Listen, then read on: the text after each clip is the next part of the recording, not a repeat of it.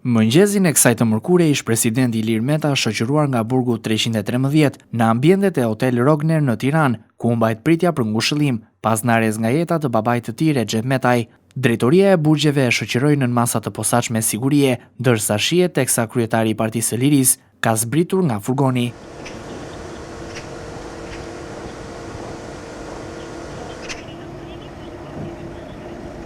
Në ceremoninë për babain e Ilir Metës morën pjesë personalitetet të politikës, institucioneve dhe jetës publike, të cilët shprehen ngushëllimet për familjen Meta. Kryetari i Partisë Demokratike Sali Berisha ka shkuar për vizitë ngushëllimi te presidenti i Partisë së Lirisë Ilir Meta, i cili mbajti vizita ngushëlluese për humbjen e babait të tij të ndjer, Recep Meta, i cili u nda nga jeta në moshën 83 vjeçare. Në pritjen për ngushëllim te Meta ka shkuar dhe kryetari i Partisë Demokratike Sali Berisha, i shoqëruar nga dhëndri i tij Jamarbër Maltezi. Në dalje lideri i opozitës foli për mediat. Të shpreh ngushëllimet e mia më të ndjera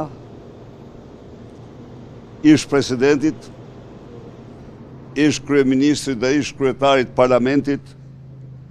kryetarit partisë dytë më të madhe opozitare, Ilir Meta, për ndarjen nga jeta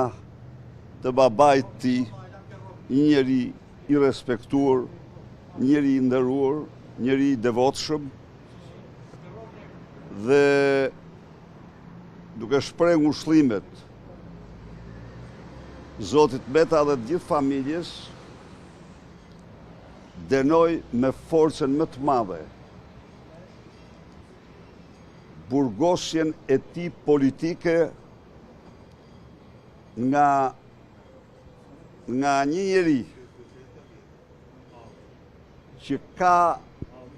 në shpirt trashëgimin e babait të tij xhelat për kundërshtarin politik. Ilir Meta ka absolutisht gjithçka të montuar dhe politike, një fars e turpshme, një fars që mbahet gjallë nga një xhelat i sigurimit shtetit dhe të tjerë, me falsitete, dokumenta falso dhe si një zbatim i porosisë së Edvin Kristaq Rams, njeriut krimet familjare të cilit e bëjnë atë më kriminal se sa etrit e tij.